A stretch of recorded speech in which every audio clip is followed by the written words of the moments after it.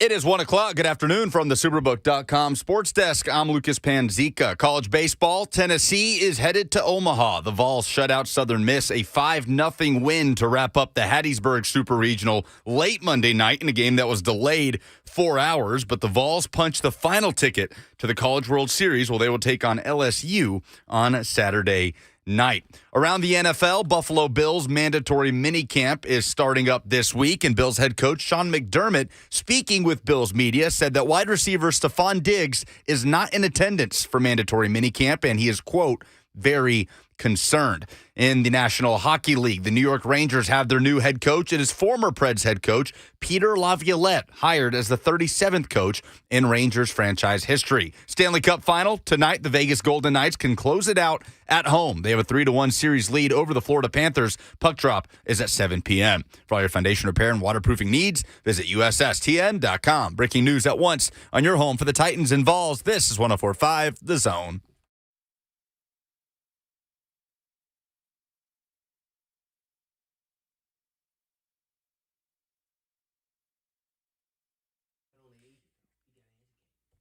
Blaine and Mickey, 104.5 The Zone. What's up, everybody? Happy Tuesday to you. How's everybody doing? Everybody good? You good? Lucas good? Hitman good? Everybody Fantastic. good? No, I'm always good, man. Tuesday good? I'm breathing and living. I'm right here on the Blaine and Mickey show with Lucas Panzikas. You and all think- kind of food recommendations. Did you get food recommendations? Well, he always does. Yeah, he's a foodie. Certain people are foodie. You're a foodie. I'm not really a foodie, even though I have some food right here. Well, I'm Cheese Danish. What you got? Look, just cheese Danish. Like Lucas Danish. he was looking through the. Is that like organic cheese and wheat Danish? Because this doesn't fit what the Hitman's been eating. Oh, I know. I every now and then I splurge. What's the place? Oh man, Locked On. Right over here off of. Locked On Danishes. Yeah, that's pretty much it. Yeah, that go on there. It was so funny, man. I Sounds like a saw podcast. people sitting outside there and everything, and the owner, Blaine. I'm like, oh no, don't say Blaine. And then everybody looks sitting out there. Hey, there's the hitman. Oh, it's like going through I was security trying at to the be airport with you. discreet and everything. Just trying to ease on in there and ease on out. And they were Then like, man, you've been eating so good. Here's a smoothie Oh, made of they didn't say vegetables and nothing to that. raccoon poop or No, something. I didn't get that. I just went in and bought 2 Danishes for one for tomorrow. I got to prepare, down the Okay. road in case I need it know, on man. Thursday. Thursday or Friday. Cheese Danish, man. To be honest, I have not eaten today. Yeah, that's not good because Are you fasting or something? No, I haven't felt hungry. But you know what? I made my concoction, my coffee. Okay. And I blend it up with butter and my MCT oil, so I'll stay sharp, so I can keep up with Mickey and Lucas. I need some of whatever And then that is. I had some other coffee. I don't know if a lot of people know this. I also coach for Independence, so I'm a coach there. So we get up there and get there 6 to 8 are the rules. And so that's why I'm there, and then I'm back, and then I just get to motoring around and start doing all my research, phone calls, and calling people back, and doing my research and reading articles, and then boom, I jumped in the shower and ate, and then I left, didn't even eat. That's how it works. Yeah, I don't ever not eat. I know. Me too. That's My why I body said is you like, guys hey, are man, foodies. Hey, I don't care what You you're guys doing. are foodies. I used to be that way, but Well, I'm that was not a back when foodie. I was I run was- up and down the court like these guys. Lucas posts videos like he and his girlfriend making their own noodles. I'm not a foodie to that level. I just eat the noodles that come in the package that you boil. Oh, I just had some of those the other day. Make your own noodles? Mm-hmm. Oh, you yeah, and your guy then need to start your own channel. Yeah, man. Yeah. I always keep a snack. Instead, I want a snack, but I'm hungry, but I'm not real hungry. But I got to eat some food instead of go get some chips. And then next, I ate half the bag of the chips. See, that's over. So I make some noodles. Mm-hmm. Yeah. Yeah, that's what I did. That kind of helped me continue to shred. See, Look there's at little that. tricks of the trade. I tricked my brain. I did eat. I did chew on real food. Okay. See, but if I get some old snack, it can be like, oh, that was cool, but it wasn't enough. So then I end up eating more. So nope, I got real food. I think Mickey's talking about making it from scratch, right, Mick? Oh no, I'm not. They're like pounding out and then cutting the Oh noodles no, I'm into not noodle doing all shapes. that. The you pasta did all maker. that? Yeah, no, it's I just have all flour and that. I'd like to eggs. think of you doing that, No, though. Like I you did not hungry have for a that. snack No, and I'm taking sorry. the hour and a I half. misunderstood there. Pound Once out the again, noodles, kneading some dough. No, watch this. The noodles I was talking about. Oh wait, y'all about to really laugh. In They the come- microwave bag. No, they come in the packages. You can get like 6. Yeah. And you just put them in a hot boiling water, and then you make your noodles. Oh, I'd use the kind in the microwave bag. I got Oh. those, man. Oh, you get the pre-cooked pasta? In the microwave bag. You just tear a 1-inch slit and throw it in the microwave. I don't have that. My wife's a foodie too, like you guys, so she's got to have somewhere that's at least halfway decent. Yeah, you got to at least boil some salt and and she water. came from a noodles rice family. Like that is, I was like, ooh, boy, no wonder you was a little pudgy. Boy, you better hit rewind on this. Man, Somebody's going to get in trouble. That's why I'm always sleeping on the couch, man. Somebody's I just gonna get be there in and get trouble. comfortable, me and the dog. We just be rolling, and I just keep feeding him some of them noodles. Feeding it to the noodles. Hey, man. Hey, I told you it was over. I almost got it right. They almost swept them, but they didn't. The Heat are mentally tough. You know what the Heat remind me of? The Titans. It's just like those blue-collar type teams that they just don't have enough. And then Butler, I don't know if he's injured or not. He came up short. I'm never going to make excuses. As the series went on, he just didn't look the same. He wasn't shooting. He was getting turnovers. He was passing up shots. That was really. Then he started missing some of them too. But hey, they don't have enough. Just imagine if they had like a guy. Let's say if they traded some of their role players. And I love Tyler Hero. He didn't play. And what's the other guy that used to play with the Pacers? He got injured earlier in the season. But if they traded like. I like these guys too. Duncan Robinson, Caleb Martin. Granted, it won't be a trade. And what's Strus? What's his name? Max Strus. Right. Strus and some picks probably for Damian Lillard. How about that team? Now you got Bam, Butler, and Lillard. And now you're gonna have to play more minutes, but they need more scoring. Everything can't be on Butler. And I think Butler's right underneath being a superstar, and it's about to start trickling down a little bit more. So Bam is starting to rise. He's still not that old. And then you get Lillard, who can just put it in the bucket from anywhere, off the handle, off the dribble, and everything else. So I think that's where they need to go, and then continue to do their scouting and get some really, good undrafted players after they draft whoever they draft. So, yeah, I think Vincent is a free agent as well. He could look good at times, but naturally he's undrafted, so the consistency wasn't going to be there. That's why I said if Porter Jr. plays well, he finally woke up. Finally. And then it's a no-brainer. And he didn't really, he's a little bit throughout the game, but he started making more shots in the third and fourth quarter. And that's really put him over top. I think he may have finished with 18 because in the NBA it's different. Just look at their salaries. That's what I said. But he makes $33 million. Murray makes 33, and the Joker makes 46. Those guys are supposed to put the ball in the bucket. I'm saying that sounds insane. 33. I ain't say 32,000. 33 million. The 46 is still what Yeah, 46. Yeah, that's because he's the Joker.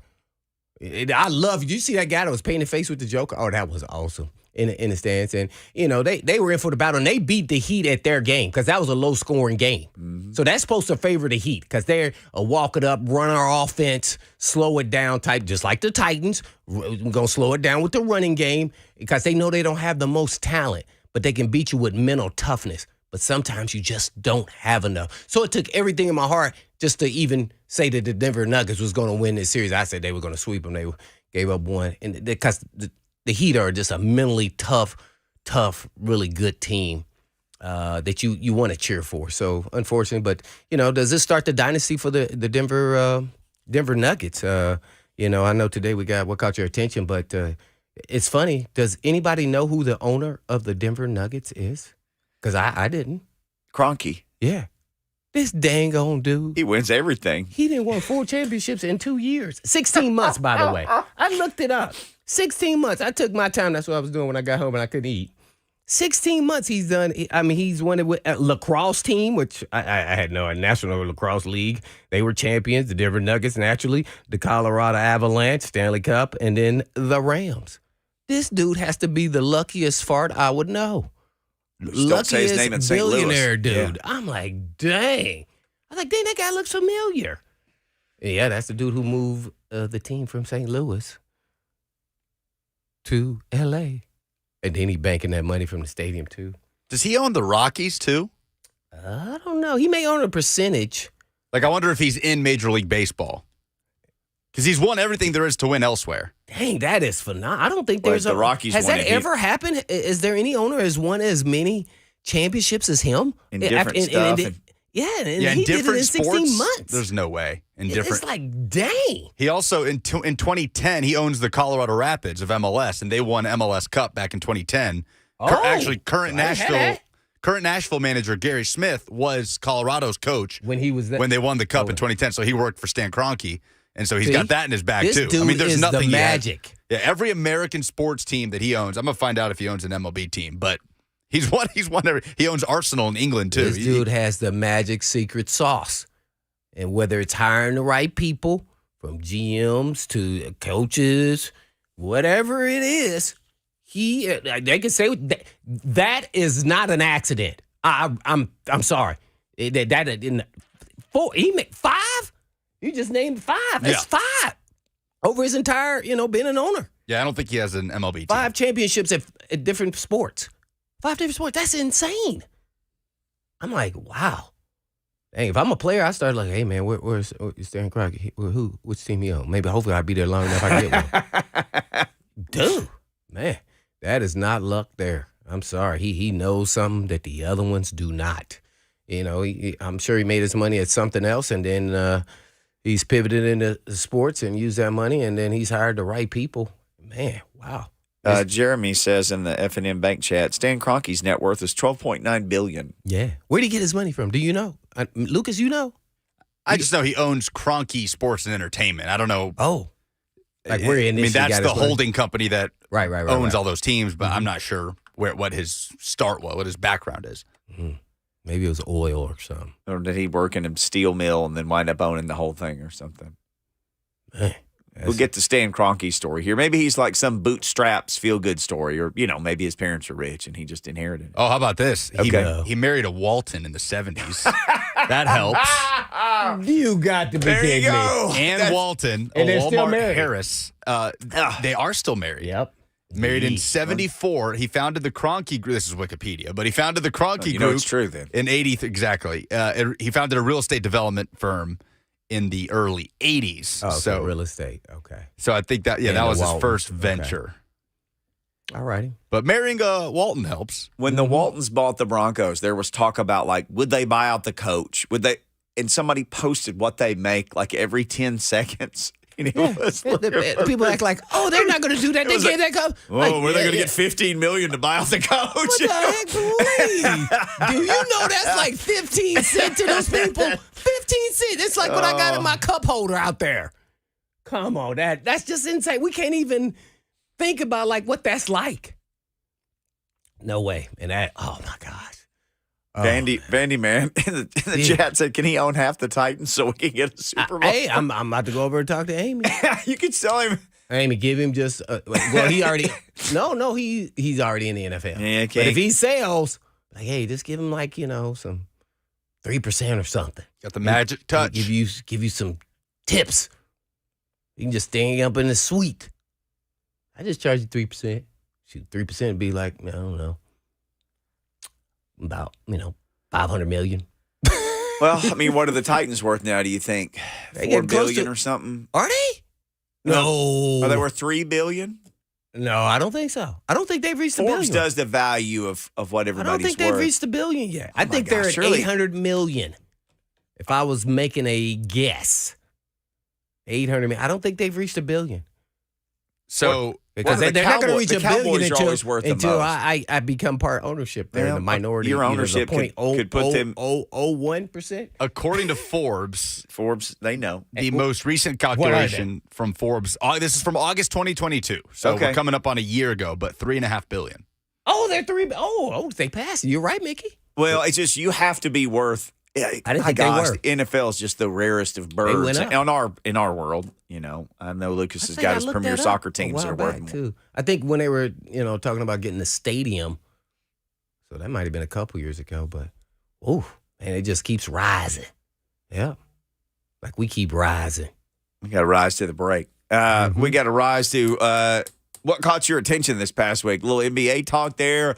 DeAndre Hopkins leaves, but he leaves without a deal. Did that I get your told you. attention? You did. You called it before you ever got panicked. here. You panicked. I'm not panicked yet. I put a poll question out though last night on Blaine and Mickey. If Hopkins doesn't wind up with the Titans, will you be sad, mad, or glad? Ooh. I was in a rhyming mood. 'Cause that's what I like to do. Mickey's. We should have a segment. Mickey spitting lyrics. I'm going to spit something. Lucas is going to spit on us if we don't take our break. We'll do that. What caught your attention next? Yeah.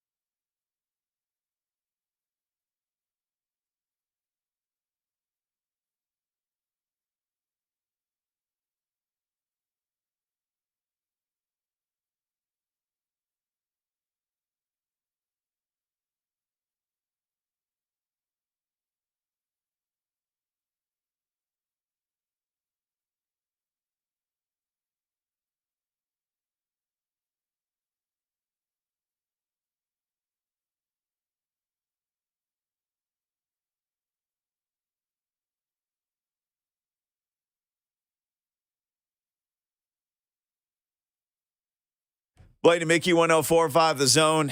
Summer days on The Zone. Thanks for spending them with us. Although it's technically not summer yet. I guess that comes in a couple. What is the comes in actual a date week of or summer? so.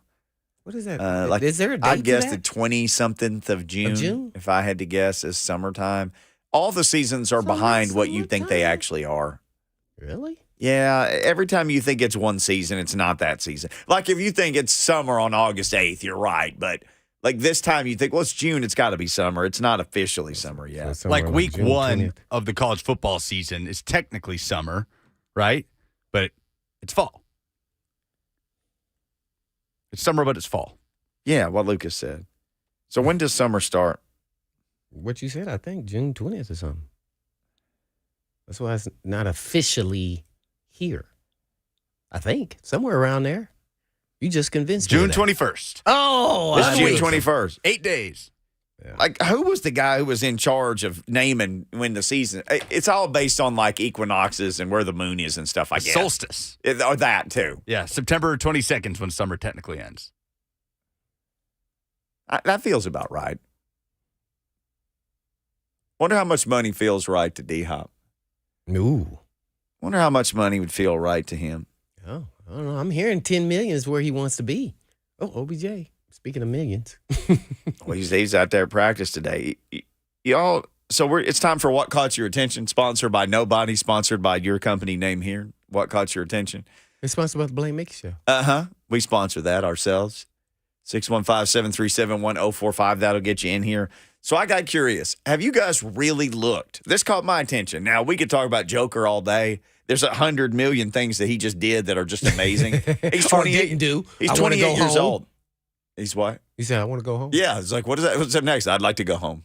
He just wants to go home. I didn't know if that meant to his home in Denver or I- like- Serbia. I like, didn't know. I'm done. Like, yeah, I'm going to go. taking a break. Y'all fools can have all this you want. I'm 28. I'm cashing out. Oh, man. He's 28. He won't be 29 until like next February. And just think if he was ever the guy who was like, I'm really going to like firm up and I'm going to, Well, he is firmed up. That's about as firm up. Did you see his kid picture, like teenage picture? Did you see the picture of him at 5 years old in the Denver Nuggets sweatshirt in Serbia? Told you, man. That is as firm as he gonna get. But as guys get older, though, they're like, I have a renewed commitment to fitness.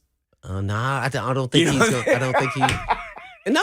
You don't see I think that? he's going to be fit, but I don't think you're thinking it's going to be a transformation of the body. Yeah. I think he's going to still do what he's doing, and Okay. it's just his. Some guys aren't going to be built like a gazelle. See, it's just, I am. It's hard for doesn't me work to like that. understand how other people All they are. care about, guess what? I think, stop me with this body. That's why I said athletes, they've always been, don't judge a book by its cover. Don't go. I didn't play guys in the yard, and boy, got a gut. Gut was busting my butt. What? I was like, this dude is fake jump, boom, fundamentally sound, boom, boom. That's why I always talk about the fundamentals. That's all you learn in high school in Indiana and growing up. The fundamentals of basketball.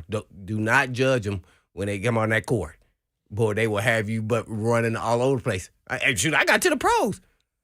Played Bruce Matthews in racquetball. He had me running around all over the place in a little box. He was toying with you. He was just laughing. I'm in control of this, Blaine. Run. Let me see how fast you can run, you little rabbit. It's like a cat chasing a mouse. It was Just like toying what with it. Yeah. I was like, okay, now I start like, sports is not about how athletic you are. Yeah. It's about, once you get to that level, it's about how smart you are. Boy, he's smart. And how quick can you think? How quick. I always talk about these things. Yeah, that's the difference between all of a sudden you see a guy with elite athleticism, you go, man, he should be better. Nah, dude's not a quick thinker. Not a quick thinker. Especially your quarterback's got to be that way. But sometimes last minute, right over here. Let it fly. So that dude, I talk about how smart he is, the Joker, how quickly he's thinking. And did you see him on the side telling dudes what to do? Or during the timeouts? This guy understands offense, defense, where to go, what to be, and anticipates it in-game live, let alone his skill level is off the chart.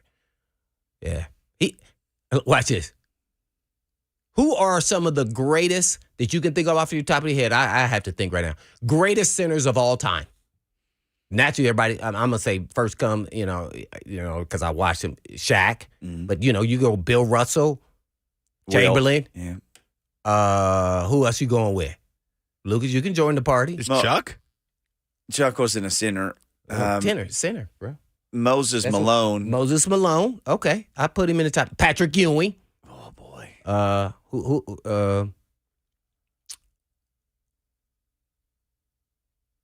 I mean, you name him right. Oh, well, you can't say Duncan. No, he was mostly a forward, power forward. Reed in here says Dwight Howard. Oh, well, wait, but I'm not Playing in he's a Taiwan Hall right of now. Famer, but I wouldn't put him in their kind of category. He did win Defensive Player of the Year some years, so I got to give him that. Oh, Kareem. Oh, Kareem, that's who I'm forgetting. The Kareem. guy. Kareem. Yeah, Yes. Kareem. The guy. So you yeah. name those guys, and if the Joker continues this trajectory for like 3 or 4 more years, imagine what his resume, and let's say he wins one more. He may not win, 4 or 5 or how many ever Russell or, Kareem won them. About But you Bill got- Walton. Who? Bill Walton.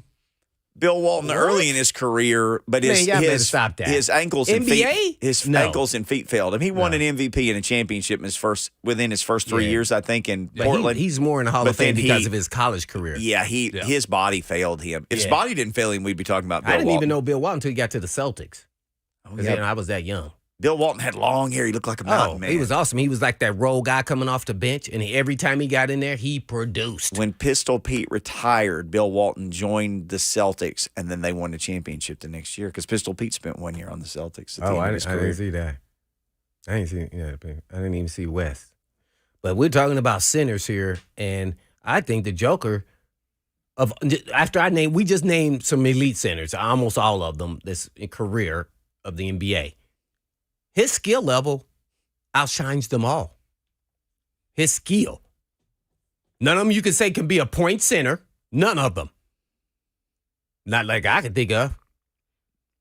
Like this, he's different, man. I mean, he could potentially, and I'm gonna say it with the asterisk, potentially be the best center ever. Oh, David Robinson, that's another one, another elite. I got to put him in that group. What about Hakeem? Oh, Hakeem Olajuwon, yep, The Dream Shake. Hakeem- You were in Houston hanging out I with saw those him live guys. when he won 2 Yeah. of them. Yep, that's when I met Charles. There you go. Yeah, Barkley was still trying to get him one after they. Okay, we just named all those guys. That's the best of the best right there. We got them all in. Joker is the first player to lead all players in points, rebounds, and assists in a single postseason Ever ever in NBA history. in NBA history. Joker. See? And that's including all those people we just named. And it's not like some of those guys weren't mobile and didn't get up and down the court great and all that stuff. This dude is the first person ever. And that's of everybody. Jordan, Kobe, everybody. Oh, that's everybody. Yeah, that's not just centers. Yeah. He's the first player to lead all players in points, rebounds, and assists in a single postseason. All because of his basketball acumen and his skill level. And he is just dominant. It's almost like, that's what I said. They can't stop him. Nobody can. But you need to stop everything around him. I mean, he is a point center that can do whatever he wants every night. It's unbelievable. First player drafted outside of the top 15 to Right, he be a was- regular season What and pick was he? finals Like, MVP. I thought he was like 40. He's the 40s. highest drafted player to win 41st. a finals MVP. He was 41st. He was Yeah. drafted during a Taco Bell commercial. Yeah. Mm-hmm. First, he's the highest drafted player to win the MVP. He was 41st. Here you go. He's the first Okay, player right. with 500 points, 250 rebounds, and 150 assists in a postseason. Now, I will say this. They play a lot more postseason games now, say, than Bill Russell and Wilt, but they've been playing this number for a long time. He's the second player to average 25 points, 10 rebounds, and 5 assists in 4 series in a single postseason. LeBron James is the other. He's the third player to average 30, 10, and 9 in a single postseason. Russell Westbrook, Oscar Robertson. I mean, there's a whole list of things. Yeah. Well, I mean, people are, they're listing, naturally, Admiral, Shaq, Kareem, Hakeem, all those guys back in a different era where you were a post player. So let me say that. But he can be a post player as well as a perimeter player. That's why I'm saying this is different. And we could say this. I mean, those guys were all elite, but the athleticism of the players today is a little bit different than those dudes back then. So, yeah, this is going to be interesting to watch. If Denver becomes somewhat of a dynasty, like they're always in the hunt for the next 2 or 3 years from the West. Because I really don't see anybody contending with them in the West. I mean, they blew by those dudes. Yeah. they were Just number one seed. LeBron's sitting back here like, okay, how can we get past them? Yeah.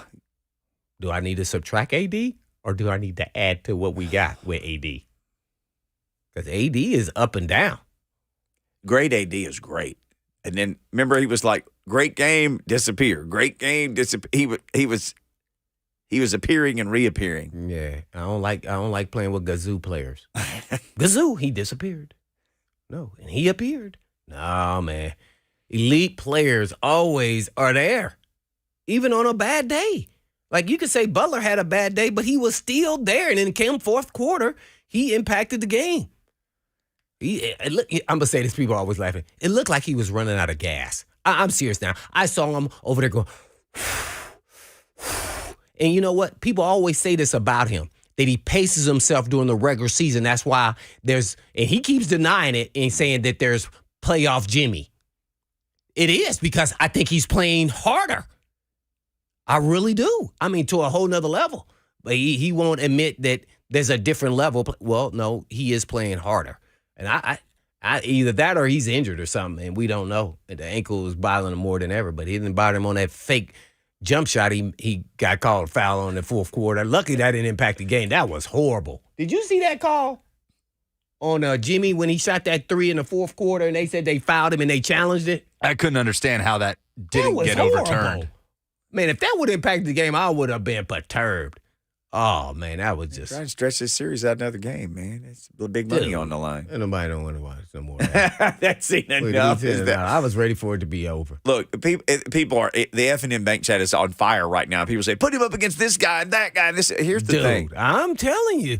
People are more mobile and explosive and bigger and faster than they've ever been, and he is doing it against these current people.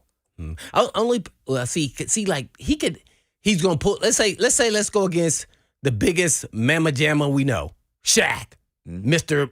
Immovable. All they gonna do is bring him out to that 3-point line. Shaq won't even walk out there. He gonna be like halfway there. He gonna be like, all right, dope, 3, bang. Then guess what? He gonna try to hug him. The skill level comes into play. He gonna look like he's a super duper athlete. No, his skill level dribble right around Shaq. Shaq gonna be like, what the heck is this dude doing? And he gonna stop for the step back off of one leg like Dirk. Boom! And Shaq be like, oh, dang, I thought he was going to the rack. No, he stopped. See? So people can come up. This dude can compete with those dudes and hold his own against any of them. That's why I said potentially. I didn't say he was better. Potentially, because of his skill. Bam is really a forward. He had trouble. He's a power forward, but yeah. And this is what I want to do. I want to see Bam add to his arsenal. I want him now to be able to pull guys out and start handling the rock and start shooting threes. He got to add that to his game because then he will become somewhat unstoppable. Some guys get happy and settle on their game, but they need to critique their game and say the modern era, the power forward guy is the guy now who can back you in, but also can handle the rock and shoot threes and handle the ball. That's the only last part, because then he will be like, oh, he's next level. Isn't that crazy, man? It wasn't that long ago that if you were a big and you can even hit a three, it was a big deal. Or you had like Sam Perkins, who was a big guy that would drag people out and shoot those threes. 6'10" and shoots threes. I'd be like, man, you better get your butt down there in the paint. No, Sleepy Sam was dragging your butt out to the 3-point line. Oh, man, Sam is all. I wonder what he was doing. I don't think he was sleeping. He was dragging your butt out of that zip code. You know what Sam we talking about, guys? No clue. Sam Perkins. He played with MJ at UNC. MJ was a freshman when I think he was a senior. But he was Sleepy Sam. He was left-handed, and his game was kind of lazy. It looked like he was lazy, but that's how he moved. Like, that's who he was. And he would shoot threes, and back then people would be like, man, dang, what is he doing? Because he played for the Pacers, so I really watched him then. Why is this big dude going out of the paint? Oh, it used to drive people crazy. And he was like 6'10", but his eyes looked like they were barely open. You always hear these rumors about, the NBA dudes kind of sky high in the game. And I'm not talking about flying high. So, fourth overall pick, Lucas, for you youngsters. What year? 85 or something? 84. Yeah, I just remember because I used to watch a lot of North Carolina and IU matchups, so I just remember him there. But, yeah, But there's a whole bunch of guys like him now. But it's just like that's what it is, man. Hey, don't be hating on the Joker. The Joker is legit. I told you he's my favorite player because once you get to that skill level, skill can beat athleticism if you have enough athleticism to beat it. It's just an athletic because these dudes are off the charts athletes. All these guys in the NBA, it's they can match up. They could they one of those guys. Besides maybe like golf because their limbs are so long, they could pretty much pick up any type of ball and play it and be like, "Dang man, how long you been playing?" "Oh man, this is my first time I ever played." Be like, "Dang." Ugh. Let's get Curtis in Nashville wants to weigh in on NBA centers. Hello, Curtis. Thanks KG. for calling. Yeah, even KG. Hey guys, yeah, no, appreciate it. Yeah, but you No, got Blaine, for us. I agree with just about everything that you're saying. I think the only thing that would probably be a little bit different now versus what they're talking about, the physicality of play back in the 80s and 90s is Very totally true. different than what it is now. Very true. And I think that's the biggest thing that would be the difference with guys now because, yeah, you might say he might juke Shaq and stuff out, but, I mean, you look back at some of those tapes and how hard, Jordan and those centers were hitting guys coming down the lane. That would be a new thing for a lot of these guys now. I think it's a little bit too soft, if you ask me nowadays. Yeah, no, I would agree, especially when it got to the playoffs. We can go to the Jordan rules and all that other stuff, but Debbie has a point. I still believe that the Joker would be physical. You see him banging in the paint, backing down, Bam. I mean, physicality didn't really. He just has great touch, even when the physicality. Now, back then, we have to admit it was a lot more physical. I mean, so you don't know until you could, see him out there against those dudes. So the whole game has changed when we're talking about that.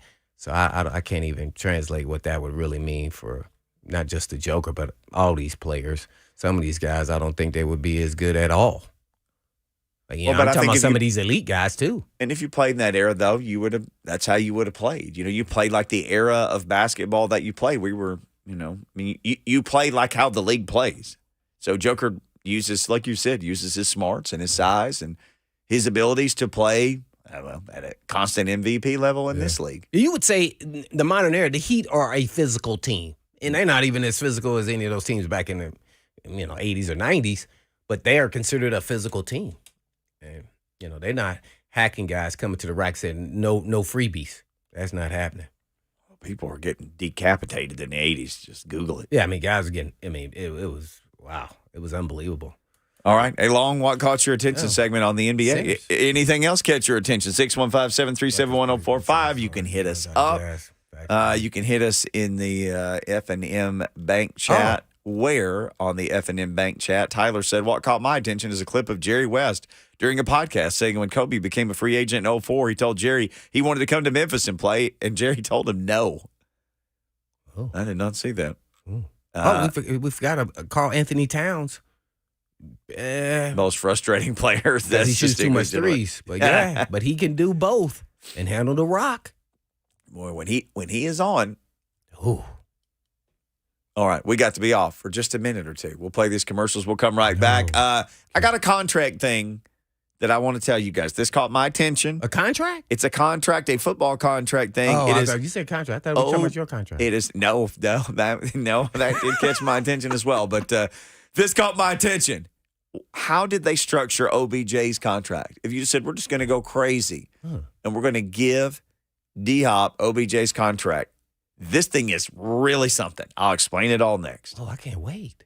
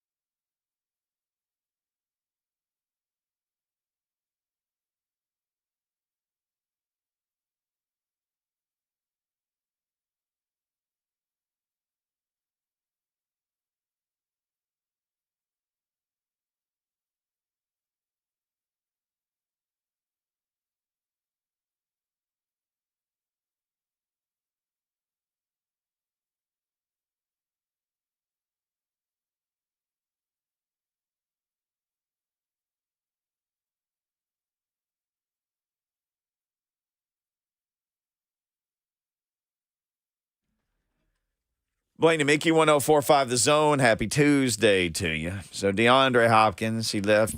What in the world? Sade? Okay. What is Sade? I'm cool with that. We just smooth jazzing our way through this Tuesday afternoon. Yeah, this used to be. Oh man, I used to play this back in the day. Was this on your pregame chill out playlist? Because you've told the world like, hey, I wasn't listening to music to make me all crazy. I used to listen to Sade, but not this particular song. Not this one. Nah, this is more at night when I'm going to bed. When the smooth operator was operating. Yeah, when I had to operate. I wasn't hitting the wrong tools there. Okay. No, you know that game that, what's it called? That game used to play Operator. Operator. Yeah, the operator when you were growing up as a kid. No, I had operator. Yeah, exactly. Yeah. I was always never hitting it. Y'all know who Sam Perkins is in there, and you're like, oh, Operation Game. Yeah, they don't know who Sam is. They said, Sam, I am. Like 4th overall pick or something in 1984. Hey, you got to start knowing all this, useful information there, guys. Yep. We got to get you caught up on everything. I mean, not useless. Okay, here's some useful information for you. So everybody knows what OBJ got. He got what remind me because I forget. He got 1 year 15, and then there's some incentives, right? Up to 18, right? Or up to 18 is what we've always. That's what we've all been told. Okay. Mm-hmm. And so we look at the Titans. I looked at Spot Track right before we came on, just in case any shenanigans had happened or Will Levis had signed. I don't think he has because the Titans on Spot Track, they have $8.3 million. Titans space, cap space. That's cap space for the Titans, $8.3 million. So what we've all been saying is like, dang, man. I mean, if you want to sign, a few half-drank Gatorade bottles or some kicking tees, you're probably going to have to make some kind of roster move because you still got to sign Will Levis. And then you just need money, like walking around money, as my dad used to say, for the season. While you're walking around another 86 players or whatever you're going to have to sign to this sucker to get through. Just in case you have some guys get nicked up and everything else, yeah. Yeah, or the last 2 years, you're the most nicked up team in the history of a sport that's made for you to be nicked up in. Hopefully that'll get addressed. Maybe Rand will be down there, following up on all that.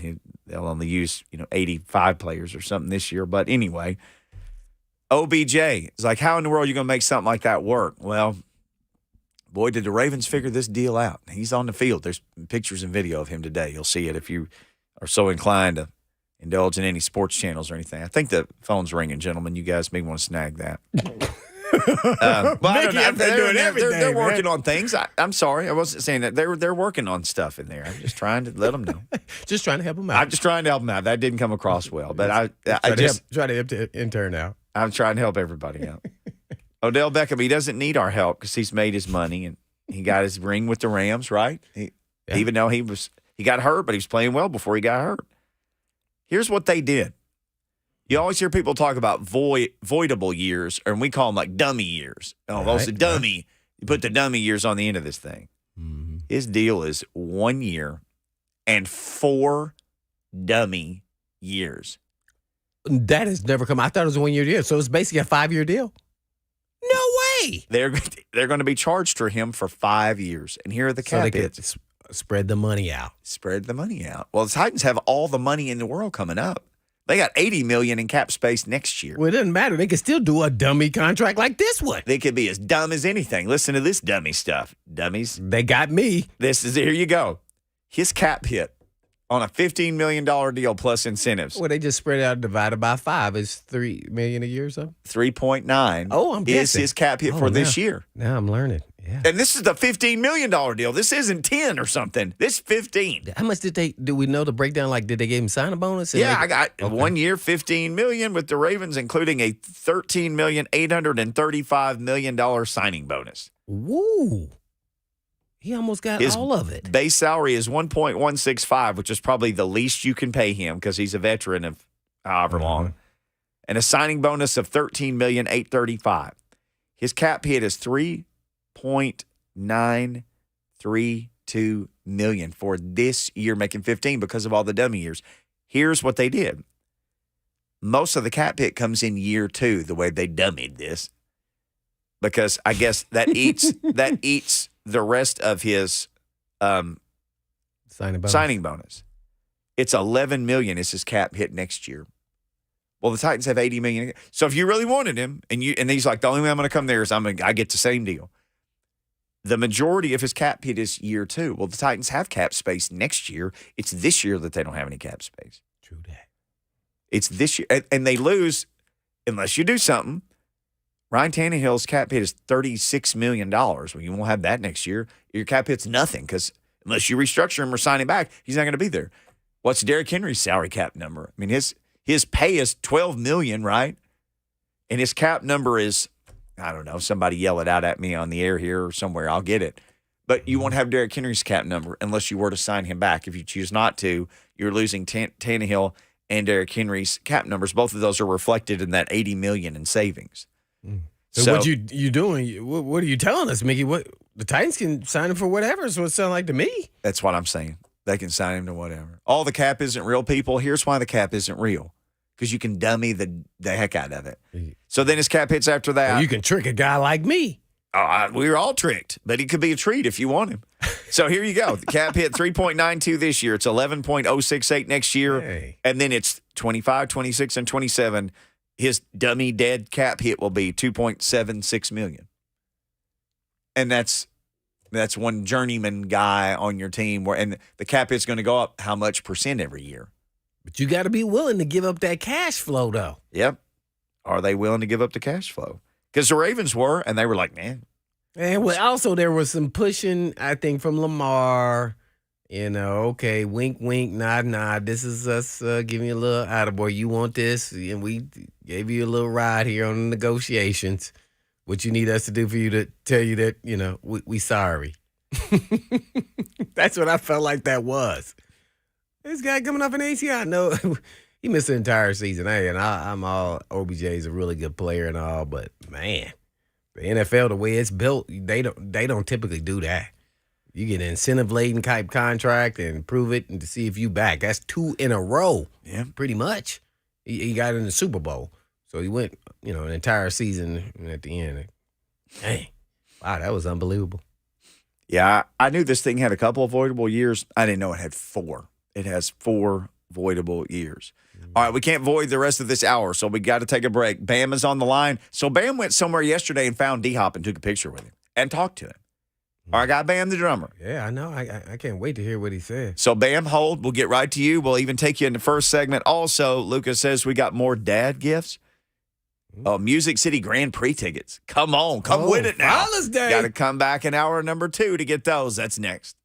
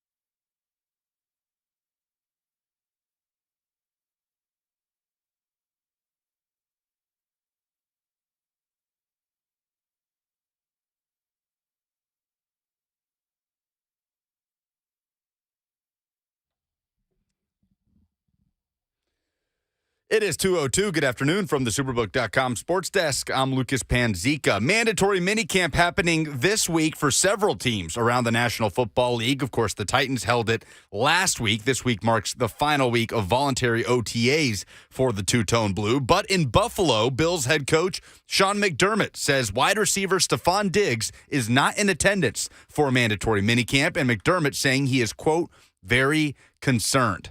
Tonight, Stanley Cup final action. The Vegas Golden Knights can close it out at home. They have a 3-1 series lead over the Florida Panthers. Panthers star Matthew Tkachuk, a game-time decision. Puck drop is at 7 p.m. Also in the National Hockey League, the New York Rangers have hired former Preds head coach Peter Laviolette as the 37th coach in franchise history. For all your foundation repair and waterproofing needs, visit USSTN.com. Breaking news at once on your home for the Titans and Vols. This is 104.5 The Zone.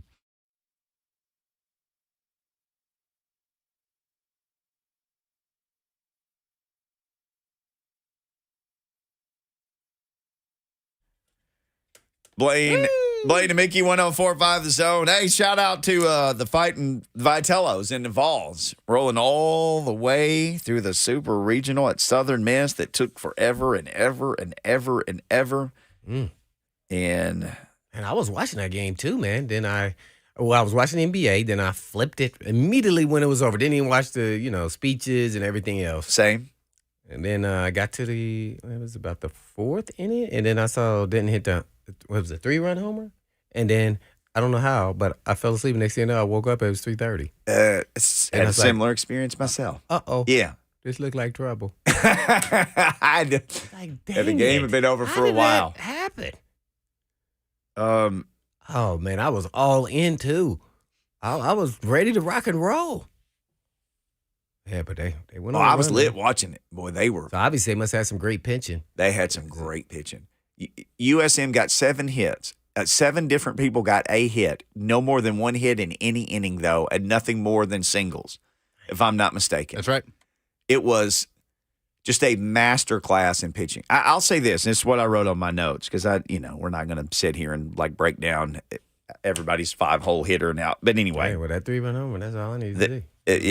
Right down the road, the local guys were straight up crushing in this series, including Ravenwood's own Denton there. Mm-hmm. I wrote this down because I went to a Sunbelt school in Southern Miss Sunbelt School. Here you go. The series was over after the Vols put that 6th spot up in the top of the 4th of Game 2. It was over. If you're Sunbelt School, if you're Goliath and you're going after David, or David going after Goliath, when you swing, you can't miss. That's why we're still telling the story about David and Goliath, because he swung and he hit. He swung his slingshot and he hit that dude right between the eyes. That's what the good book says. So, when you swing at the big guy, if you miss, he is going to crush you. And they straight up crushed him after that. They scored 8 runs in that game, and then they 13-0 after that point in the series. Because they got more of everything. And the more of everything, you take your best shot. No errors. Yeah. That was the issue during the regular season. No errors. And now, that's what happens. It becomes like, oh, dang, they handled them. Who's pitching? You remember? Drew Beam got the start last night. Yeah, Beam. Aaron Combs came in for 1 at-bat, and then Chase Burns finished it out. Finished, yeah, that's okay. Yeah, man. So I'm elated, man. They have LSU first, right? Saturday night. Yeah, LSU has a guy from Nashville, too. This pitching, I don't know where he's in the rotation. I think maybe at the bottom. I don't know. A guy named Blake Money. My son played with him in travel ball. His name is Money? His name is Blake B Money. Money, and he is a pitcher. Go look him up. Go look him up. I think he went to Summit. Okay. Summit. I remember him. Yeah, he did go to Summit. Yeah. They played travel ball together in high school. Yeah, man. He was throwing fire. He's like 6'5", 6'6". Like, this dude was tall. He was tall back then. Oh, he's like starting pitcher size, too. Yeah. That's what they like the Giants. But he always had a little, he was young. He had control issues, but, boy, when it hit, boy, it was like, what the heck is he throwing? Flames. I'm like, man, I could have never hit that ball. Is he in the rotation? Did y'all look him up? Yeah, Blake Money. Yeah, because I saw him play against Vanderbilt when they played in the regular season. So I didn't know if he was kind of reliever, closer, or starter. Kind of had a little potential at all of it. I haven't been keeping up with him just from afar. But yeah, LSU, it's going to be a good one. That is Saturday at 6 o'clock, I do believe. Our time. That one, yeah, 7 our Eastern. time, 7 o'clock. Boy, if you were watching Eastern time last night, I hope you had some no-dos handy or Jolt Cola. You needed it this morning to make it to work. Maybe you were hanging out with D-Hop because Bam was. Our buddy Bam, he's calling right now. Man, you was hanging Bam out with him, tweets bro? out a picture. Oh, just casually. They both look thrilled to be there, too, by the way. Was that an old picture, Bam? Come on, man. Or was that like you took it yesterday? I want to see Photoshop. date. I want to see date at the bottom. Okay, I will personally send you the timestamp that the picture has on there so you can see that it was like live and in person. Where were you? Bam always has receipts. Man, I can't was at tell a us? gig yesterday and he just randomly, like, he just walked, like, he was coming in and I was walking out to go get my stick bag. And I just, like, ran into him. Like, literally. It was just, like, just the most random thing. It's Like, coinkydink. you would never. Yeah, he was like just a tourist in the building. Like, you know what I'm saying? And he came in, sat down. Like, well, after we talked, he came and sat down for a minute, and we started playing. And I did my best solo that I could while he was there. Oh, Like little drummer boy, I played my drum for you, Hey. pa-rumpa pum pum. Absolutely, man. Yeah, But yeah. nah, man, he was real cool, man. I was like, when I saw him, I was like, yo, what's good, D-Hop? He's like, what up, bro? I was like, man, how's Nashville treating you? He was like, man, it's a vibe here, bro. He's like, I didn't know y'all was living like this down here. He was like, Nashville's a vibe. And then I told him, I was like, bro, we definitely need you in that wide receiver room like bad. And he just laughed and was like, man, we going to see what's up, bro. Yeah, I mean, it was real That's simple and cool, FYI. If but they you show could me my money, then we good to go. We figured out how to make it work, too. He Yeah. was like, you could just tell the way he was impressed with the city. He loved, like, he genuinely was like, yo, Nashville's a vibe, bro. Like, it was just it was the way he said it was like, he didn't really know the city was I guess everything Like, that he had been flowing like this. experiencing here. Mm-hmm. Yeah, man. So I think Mike Mim did him a good selling point. You know what I'm saying? He was there for about 15, 20 minutes and he dipped. But it was just dope being able to, just run into him. Hey, did you shake his hand? I'm gonna ask Coach Mack this. Did you- Absolutely, I did. How big was his mitts? Did you feel like you was Bro, shaking Javon both Curse's of my hands? hands could fit in his hands. Exactly, Both of my I hands knew could- it. And I'm a drummer. I got pretty big hands. You know what I'm saying? But both of my hands could fit in that dude's hand. His hands are huge. Yeah, he got that Javon His Curse hands effect. are huge. Dude, this is crazy because you called yesterday. You manifested this to happen. Like Yeah, you said I gotta go. I I gotta gotta go. go. I gotta go. D-Hop. Yeah, and then you just did it, or he came to you. It literally, this happened like 30 minutes after I talked to y'all. This literally happened like 30 to maybe an hour after I talked to y'all. Well, that's an early gig you're playing, man. Yeah, man, we did, on Mondays I do this little, like brunch kind of jazz thing, you know what I'm saying? Mondays and Wednesdays I do that. I like that. Yeah, you gotta send me that date of that picture, man. I promise you I do. I'm finna do it right now. I'm finna do it right now. And look, so if D-Hop come here, I want to co-host with y'all for at least 2 days. If he comes here. Since I you feel made like it I was the happen, final- right? I feel like I was the final, piece of the pie to Puzzle. just be like, bro, we really need you in this room, bro. Like, I told him, bro, we need you bad in this room, like, for real. Like, I bet he chuckled, didn't he? He did. He was Yeah. like, bro, he's like, man, we're going to see what's up, man. Yeah, He laughed. He really laughed because Yeah. I was so serious, though. It wasn't a smile on my face at all. Yeah. Yeah, I saw the picture. Y'all weren't smiling. It's Yeah, all he- business. He was Right. laughing in his brain like, oh, I know, because they got this Right. one guy that So, was a I'm backup like, when dude. yeah, more. But the fact he's such a humble dude and he wasn't on he blended in like he was a tourist. You know what I'm saying? Like, put it like this. The people who don't follow football would have never known that it was No, they say he's I a know good who it is dude. because- Yeah. Right, exactly, man. He came in low key. That's He what they wasn't all blinged out. He was in there chilling. And I was like, yo, what's up, bro? And he spoke like we just knew each other for forever.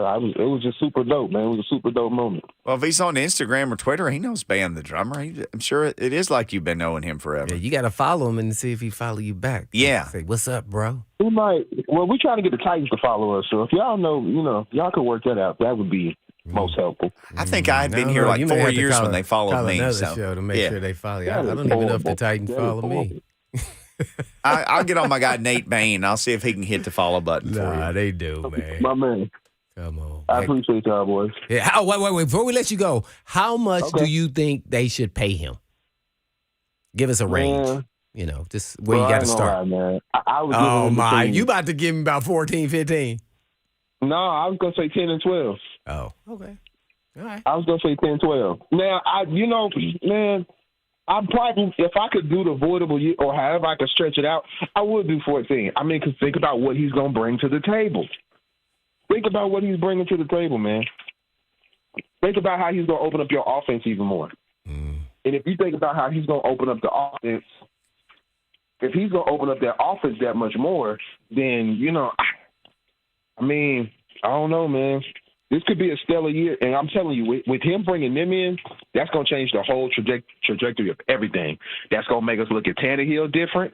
Now, are we going to try to extend Tannehill after this if he balls out and has an awesome year? Maybe that's what I said before. Then they're going to let him walk. They're going to know let him what I'm walk. Like, are you going? All this is going to open up a whole lot. If we get D-Hop, are they going to extend Henry? Are they going to extend Tannehill?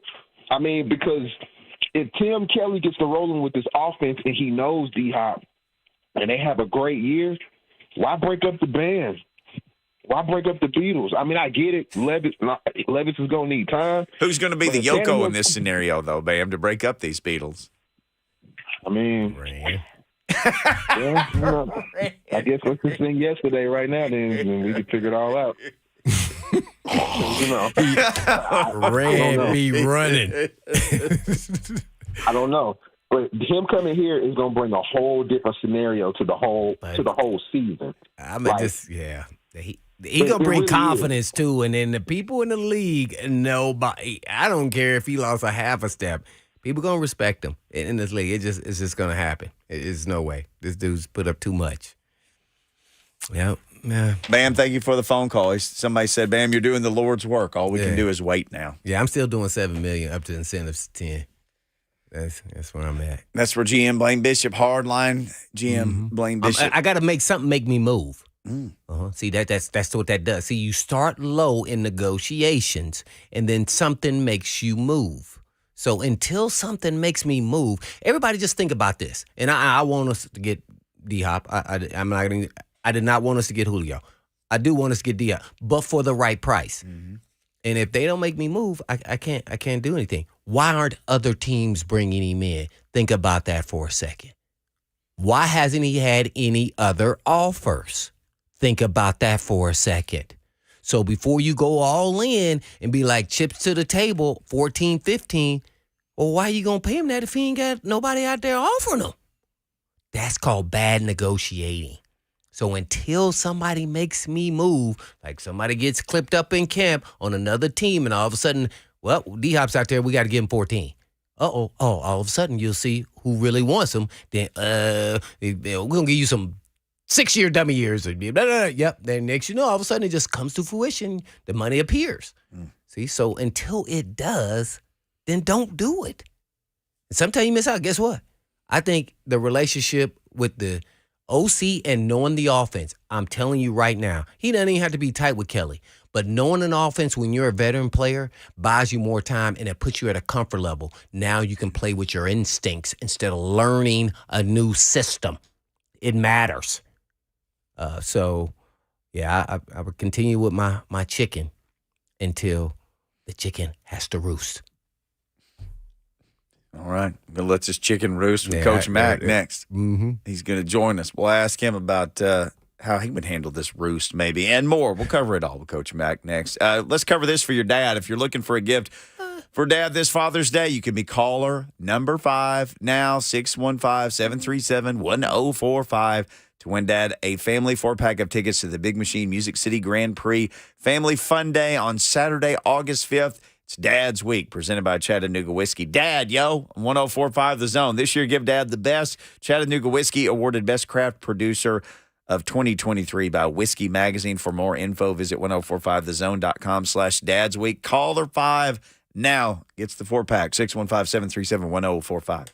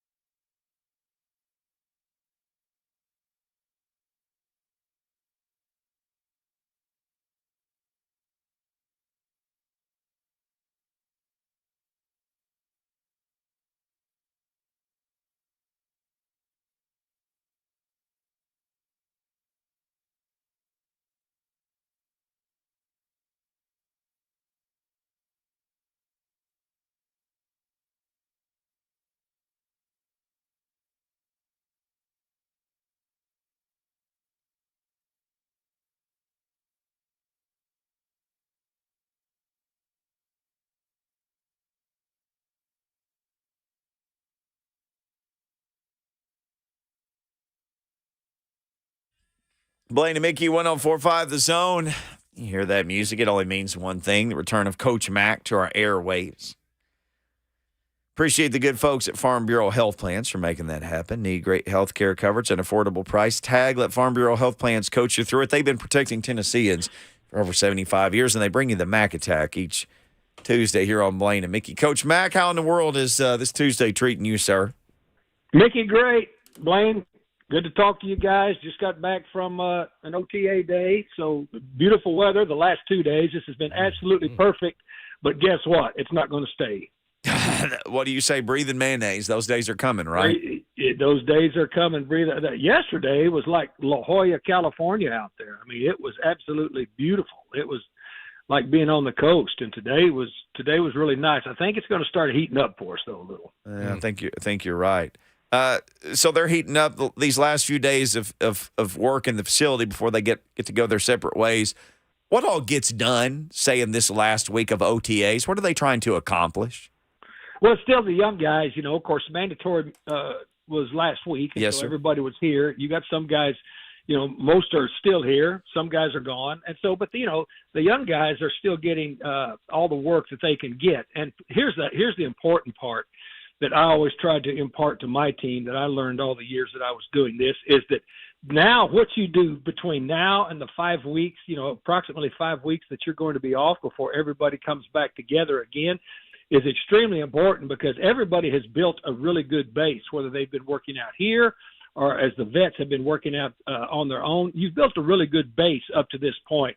And so now is when you need to start refining that because once you enter training camp, everybody enters training camp really in great condition, and then you need to be able to be in really good condition so that you can not only perform during training camp, but maintain that condition, with just maintenance during the season. So the base that they've built, it's important to continue to build upon that.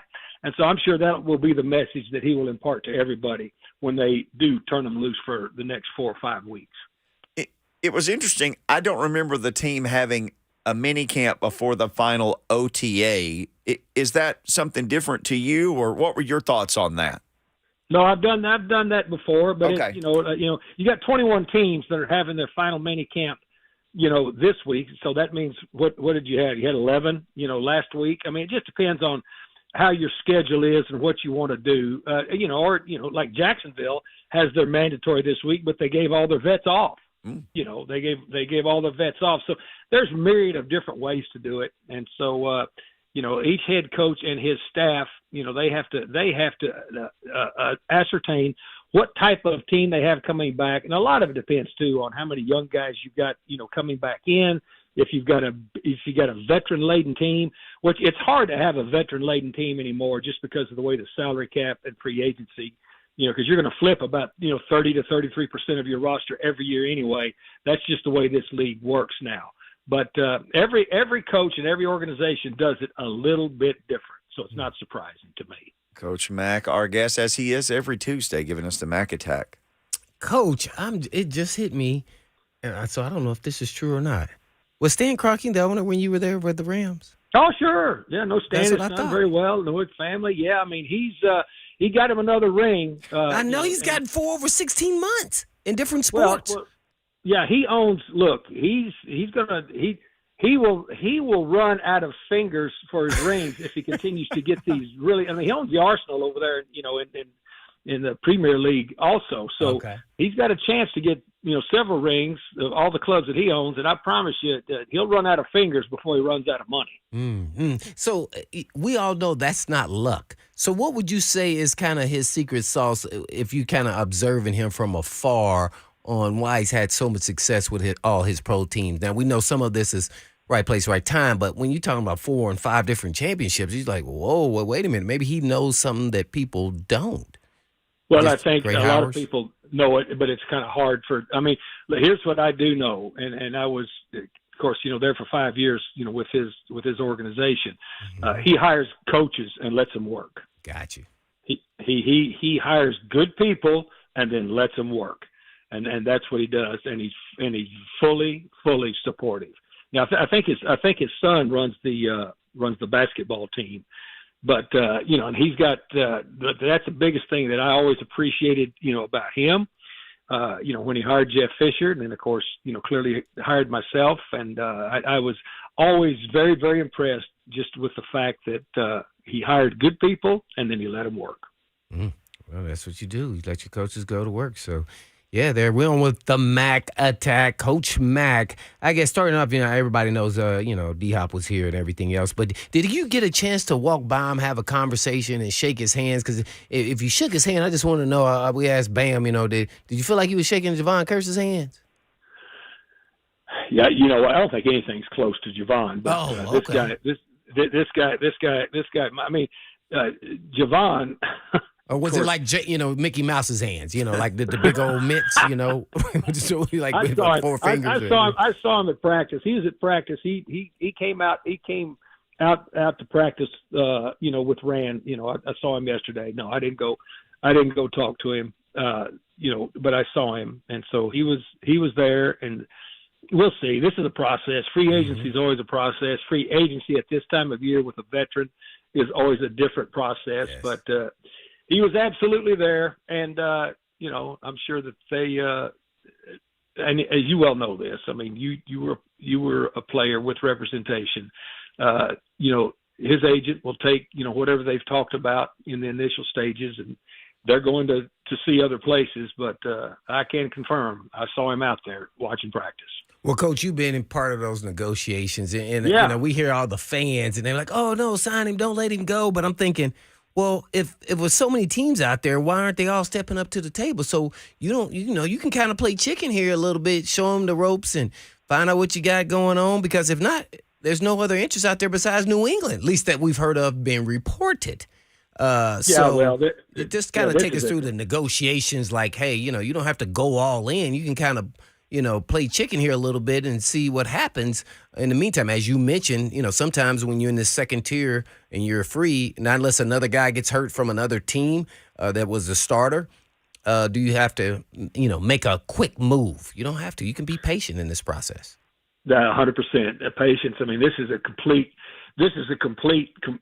keep your powder dry moment in when you're doing these types of things. I mean, it really is, because there's no urgency. First of all, you've got a veteran player. Your players you're being released from your facility now, for the next 5 weeks. I mean, when you've got a veteran player, they know what the process is, and then you've got veteran representation. So they will weigh things, and the thing that you have to do is you have to be measured, and everybody is. Everybody's very measured. What did Bill Belichick say? I'm not a travel agent.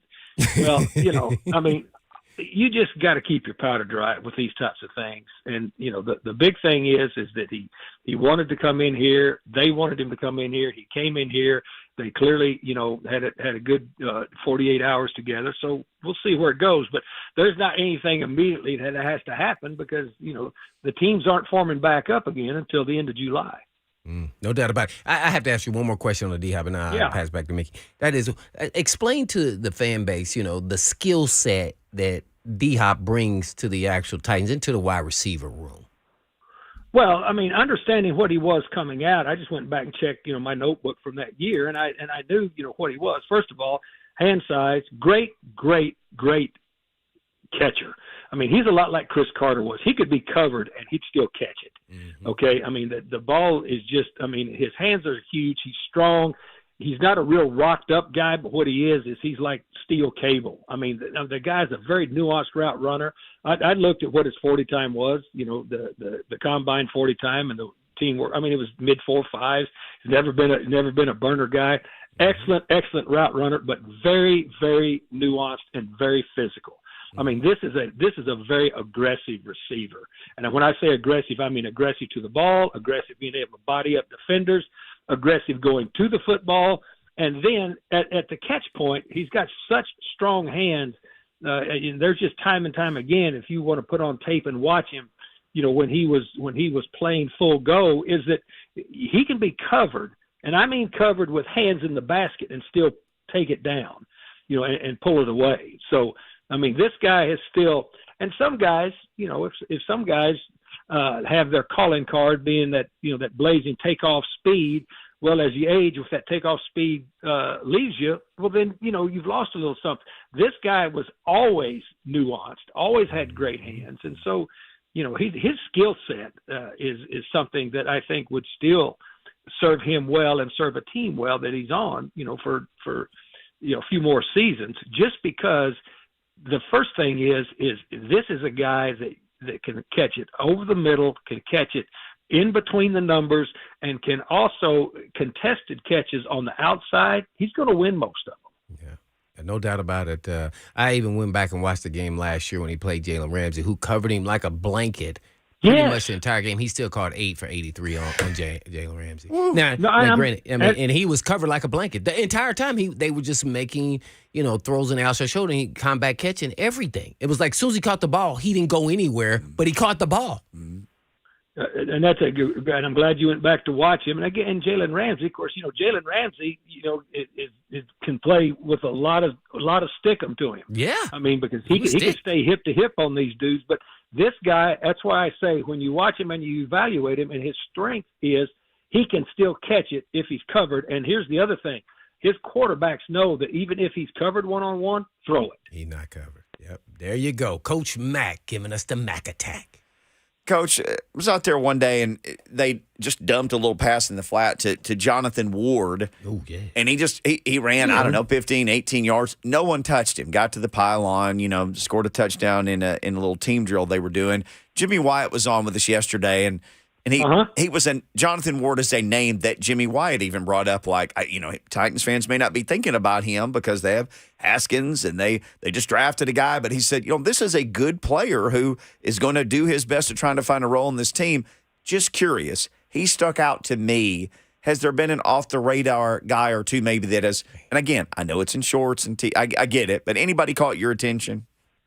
Well, I mean, it is in shorts, and the guys that I look. This is the time, and I'll tell you what. Let's go the opposite direction. Here's a guy that doesn't catch your attention, in shorts particularly, is like Haskins, okay? But when you put the pads on, guess what happens? Uh-oh. I mean, that's a dude, thick. I mean, he runs through tackles, he runs through people. And so I've learned over the years that I just, what I do is when I'm looking at this and watching it, I temper all expectations, because everybody that comes to these camps and is signed at this, they've got some form of athleticism, or they wouldn't have gotten in the door. Okay. But to try to project any type of success on young guys, especially, or any guys that without pads on, because you got a guy sitting right there that can verify everything I'm saying. It's a completely different world. Once the pads come on and once the grind of the two-a-days and those types of things come on, what I do, I think watching, the offensive and defensive line without pads on, we've got some length and athleticism in both of those, which always is a really, really good place to start. And then, watching the young quarterback Levis, throw the football. I mean, you can tell physically he's gifted, with an arm. Now, the rest of the nuanced stuff, he's trying to figure out. But once the pads come on, and we'll be out there together, and we've got training camp to go through. I'm so happy that we're working against the Vikings. Because those are the evaluation times for me, and I've had to learn this through the years, is just don't jump on and make proclamations early. I mean, it's kind of like, you don't really anoint anybody with sainthood the first nice thing they do. See how many nice things they do for a while. Understood. Yeah, Blaine told me about I came in one day and was breathlessly telling him about some veteran receiver they brought in, and man, he was just killing it in shorts, and Blaine was like, okay, just wait till they put pads on. Can he get off anybody's jam? And then that guy disappeared so fast when the pads came on. But he impressed me in shorts. I was blown away. Because and again, not because Blaine's sitting there, but because he is. I mean, I'm always honest. I definitely did impress without the pads on, Coach. I already know where you go. Well, that's what I'm saying. I mean, you got a guy like Blaine Bishop out there, and you look shorts. Oh, okay, you put the pads on. Whoa, we need this dude on the field constantly. And so That's why he had a double-digit career. He sure did. Coach Mack bringing us Crazy. the Mack Attack with all kinds of good stuff this week, as always. Well, Coach, it seems like the running back position in the National Football League is kind of changing. I've seen some guys getting cut. I saw the James Robinson guy, saw Cook, and other guys kind of holding Pat Shaquan and giving them the money. Do you think that the league is kind of changing depending on who your running back is, that they feel like they can get by with, I guess, just solid players at the position unless you have that elite guy and still win a championship, which, my era and naturally in your era, the running back was kind of the key component, even sometimes over the quarterback. How do you view what's going on in the league, and where do you see it going for the running back position as far as getting paid? Yeah, all the years in the league that I've been, I have seen positions, be accelerated and accentuated, and then some. I can remember back early on. The defensive tackles were there. It was always the edge guys, edge, and defensive tackles were kind of like, oh, okay, so. They were kind of like, but all of a sudden now your defensive tackles and your offensive guards are becoming so important because the ball's coming out so quick now. Now you've got to be able to control that center guard triangle on both sides of the football, to be able to get anything done. There was a point in time, where when you looked at it, the running back was the main focus of every offense. Now the game has expanded horizontally. You still need a good running back. But the other thing that I think has made the big difference, and of course I've experienced it because I've been in the league long enough, before you had a salary cap, you could afford, different people at different positions, and the money, all that mattered was how much money the club was willing to pay. Oh. Now, once you get a salary cap, then you have to start allocating resources, and then you've got to decide based on what you do and the people that you have where the money's going to go. Let's talk about Saquon Barkley. Look, the Giants, Brian Daboll, he was coach of the year last year, correct? Mm-hmm. Wasn't he coach of the year? They had a big resurgence year. Saquon Barkley was a huge, huge part of that. He was a big part of that. But now all of a sudden, he hasn't signed the franchise tag. Am I correct? No, he has not. He has not. Okay, he has not signed the franchise tag yet. And so, now, what's the player going to do? Well, he can say, I'm not going to play. Well, you can refer back to what happened to Le'Veon Bell with Pittsburgh, and I think Le'Veon Bell himself has said just recently probably wasn't the best move. Yeah. Okay? So you've got to be able to find a point of demarcation between, what the club is willing to pay and then what the player and his representation are willing to take so that it benefits both of you, because the either-or thing is not good for anybody. So, but you're right. The game has expanded more horizontally, and the rules have changed as to where now, it's more, the spaces has opened up because defensively you can't do to receivers, especially between the numbers, what we used to be able to do to receivers. And I say we, I mean you. What you DC, you knew, yeah. Yeah, what you were able to do to receivers across the middle of the field to discourage that kind of stuff, and also what you were able to do as far as affecting the quarterback, because those two rules have changed the game a lot. There you have it. Coach, fantastic stuff. Thank you. It always just flies by. We appreciate the time as always. Guys, always love being with you. Love talking to our fans. It'll be here for real before we know it. See you guys. Sure will. Appreciate Thank you, it, Coach Mack, with the Mack Attack. All right, when we come back, there's a mystery in Buffalo. A mystery, an NFL mystery. Where in the world is Stephon Diggs? We'll tell you about it next. Digging gold.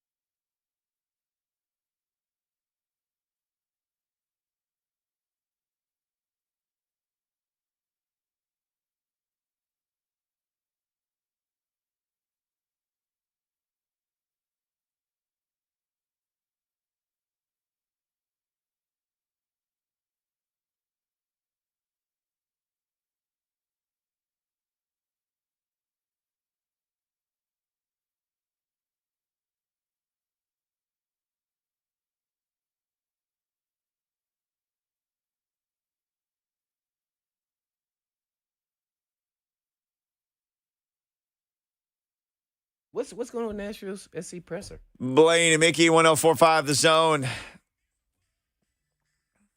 We got Appreciate- we got a Nashville SC presser going on, Lucas. Is Lucas gone? No, he's in there. What are we missing with Nashville SC? Announcement today that Nashville officially signing its first ever homegrown player, and 16-year-old Adam Sipich, who currently plays for Huntsville City, Nashville's MLS Next Pro affiliate. So, homegrown player, essentially. He his rights are owned by the club, and he can kind of come up through the system, and at whatever point they feel he's ready. He's 16 years old. Oh, so he's in high school. Does he get homeschooled or something, or does he go to like Good Pasture somewhere? I'm not sure is where he just he's like, screw it, I just soccer all the time now. You can send me my lessons. I'll send them back. He's playing in Huntsville. I'm not sure what his schooling situation is, but he basically it's a professional contract, a homegrown contract that whenever the club feels the time is right to kind of elevate him and break him into the fold at the MLS level, they can do so. So What's his name again? Adam Sipich. Sipich. Is he making more than Freddie Adu did when he signed that contract when he was 14? I don't think so. Remember that deal? That is actually a fascinating question. What Freddie Adu had all the endorsements, right? He was the exactly. next. He ain't making more Turned out to than be him, much ado about nothing Yes. for soccer. Nothing. But Yeah, yeah, he's talked He about that. bamboozled a dude. He's done interviews recently about that, about having all the talent in the world and just not working as hard as some of the people around him. Oh, man. Come on, Freddie. But yeah, Adam Sipich, first ever homegrown signing for Nashville SC. Big step towards just as far as the academy goes and the future of the club and trying to bring the talent up through your system, which is something that American soccer is getting better at across the board. Well, yeah, they've signed Adam Sipich, so it's about time they got Big Sip. Sip. Buffalo Bills, we know where Sipich is, but they apparently don't know where Stephon Diggs is. So this is a Maybe real he's thing sipping that happened. something, man. I don't know. This is sipping some Gatorade, maybe. So Sean McDermott does this presser today. He said he's very concerned about the situation with Stephon Diggs, that he did not report for day one of camp. So then Stephon Diggs' agent, who is Adisa Bakari, I hope I'm saying that right, subsequently addressed the situation with ESPN and said, no, he's in Buffalo. He's been there since Monday. He took a physical. He met with McDermott and general manager Brandon Beane. Says he will be there for the entirety of minicamp. And then Jonathan Jones, who's the So dude. is he doing a hold-in or something? I mean, how do they act like they ain't seen him? It's like they hadn't seen him. So then Jonathan Jones, who's the dude we always say, like, this guy again, who's like some studio host for CBS that occasionally just lands right in the middle of the big story. Jonathan Jones reports Diggs was present at the team facilities on Monday and Tuesday morning, but left before practice. This dude signed last offseason, Jordan DeJani reporting, just last offseason. Diggs agreed to a 4-year, $104 million extension with $70 million guaranteed. Tied him to Buffalo for 6 years. And he's not. So what is he making a year? I mean, I he don't know. can't be holding in then. I mean, what the heck does he want? I was hoping. What do the receivers get? Like, what is Devontae Adams making? He is reportedly making, it says Diggs is reportedly making $24.415 million in 2023. I think Devontae's like 27. Somewhere around there. This dude just signed this last year. So it can't be a hold-in. He literally had his What? coach say he's not there, and he's very concerned. And his agent told ESPN he is literally there. But Josh Allen had to make some quotes. The quarterback. What did Josh Allen? I love What's the this Josh guy. Allen quotes? And I think Lucas He said said those. even a curse word. Josh Allen did. Yeah, because he was like, "Hey, this is my guy." Blah blah blah. I'm like, "Whoa, dang, what's going on?" Yeah, Josh said that he doesn't really know what to expect, that he has been talking to Stephon Diggs. He said, quote, he's a special player. He makes our team better. We're not playing a game tomorrow, but this is mini camp. I don't think we're going to see this any different as a guy. That's not the quote I was looking at. Here's one from NFL and ESPN. Josh Allen says Stephon Diggs and the Bills are, this is quote, working through some non-football related things. Yes, he said, Steph's my guy. I've got his back no matter what. There's things that I can do better to help out with this process to get him back here. So I have no idea what this is about with Stephon Diggs. And then some people were saying it's personal. What? What? Oh man, I'm lost. I'm lost. And guess what? I want to have all the problems they got. Yeah, but I want him to be as unhappy about everything in the world when it got to do with Buffalo Bills. AFC, right? You keep digging, Diggs. I Don't can show dig that. up. And doesn't he get fined? They got new rules now. You can't be holding out like that. You get fined for that crap. Dude, he giving that money back. It must be serious. Well, we'll keep an eye on how serious it is. But something to watch in Buffalo as we continue to watch. D-Hop is supposed to be in New England later this week. So maybe Bam will run into him there. Right now, we got to run into the streets and get out of here because it's time for 3HL. In between time. Peace.